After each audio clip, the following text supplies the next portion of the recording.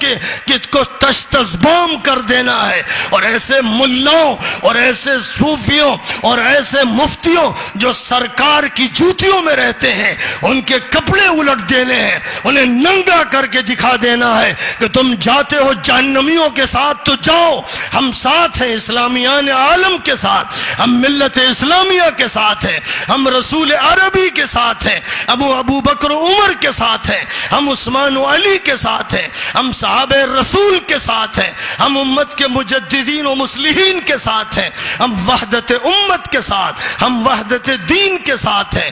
یہ صدا تم لگا سکتے ہو، ایک فیصلہ کرو۔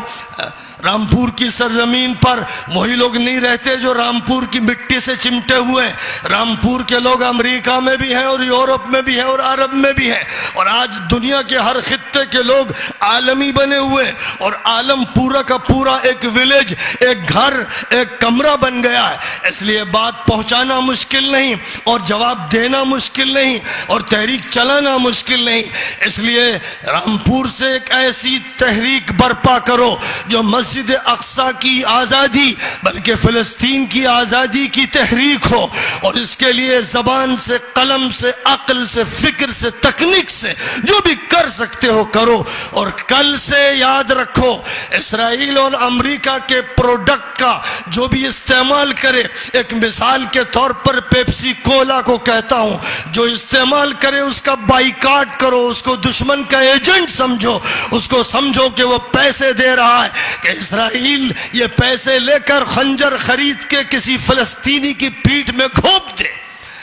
ایسے بے غیرتوں کو ملت سے الگ کر دینا چاہیے اور تحریک طاقتور طریقے پہ چلانی چاہیے۔ میں بہت ہی شکر گزار ہوں اس رامپور کی سرزمین کے اس غیور مفتی کا کہ جس نے یہ اجلاس مسجد اقصی کی خاطر کیا ہے۔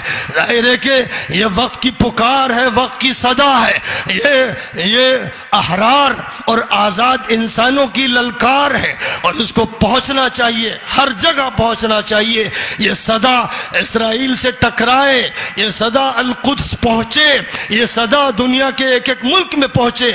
اور یہیں اسی اسٹیج سے میں کہتا ہوں کہ مرسی اور حضرت استاذ قرضاوی اور شیخ مرشد اخوان اور ان کے علاوہ جن کے بارے میں مصر کی ذلیل، کمینہ، ملیج، گندی عدالت کے قاضیوں نے، مجرموں نے، فرعونوں کے ایجنٹوں نے، بچوں نے جو فیصلے کیے ہیں کہ ان کو قتل کر دیا جائے یا سولی پہ چڑھا دیا جائے، ان فیصلوں کو ہم لوگ ٹھکراتے ہیں، ان پر تھوکتے ہیں اور ہم یہ مان کے چلتے ہیں کہ یہ فرعون کے رذیلوں اور کمینوں کے فیصلے ہیں۔ پوری امت ہندیہ ان فیصلوں کو رونتی ہے اور پوری امت اسلامیہ دنیا کے ہر ملک میں ان فیصلوں کے خلاف ہے۔ ہو سکتا ہے فرعون کو مہلت ملی، اس نے بے شمار بنی اسرائیل کے بچوں کو مارا، پھر اللہ نے ڈبویا۔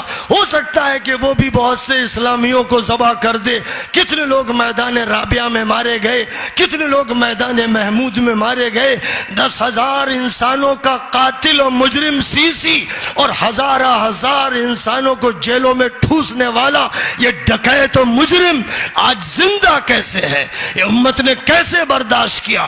ظاہر ہے کہ امت آج وقت کے ایک فرعون کے مقابلے کے لیے اٹھا چاہتی ہے، اور عالم عربی یا عالم اسلامی کے جو لوگ، خوب سن لیجئے، جو حکومتیں ابھی بھی حکومت مصر کا ساتھ دے رہی ہیں، ان کے ساتھ کھڑی ہیں، وہ مجرم حکومتیں ہیں، وہ ایجنٹ اسرائیل کی ہیں، وہ ایجنٹ ہیں ان ظالم اور باطل طاقتوں کی جو ہمیشہ مسلم دشمن اور اسلام دشمن رہے۔ سیریا ہو یا عراق، جو لوگ حکمرانوں کے ٹولوں اور مجرموں کی مدد کر رہے ہیں، خدا کی قسم مجرم ہے، یہ حکومتیں مجرم حکومتیں ہیں۔ ہزاروں کو انہوں نے جیلوں میں تباہ کیا، ٹارچر کر کے ان کی جانیں لے لی۔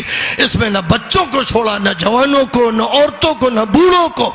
یہ سب مجرموں کے کٹہرے میں کھڑے کیے جانے کے قابل اور قابل گردن زدنی ہے۔ یہی عقیدہ پوری ملت کا ہے اور پوری ملت کو اس عقیدے پر مضبوطی سے جمنا چاہیے۔ دشمن جس کے مخالف ہیں تم اس کے دوست بن جاؤ، اور دشمن جس کے دوست ہیں تم اس کے دشمن بن جاؤ، یہی حق کی پہچان ہے۔ اللہ ہم کو حق کی معرفت عطا فرمائے۔ وآخر دعوانا ان الحمدللہ رب العالمین۔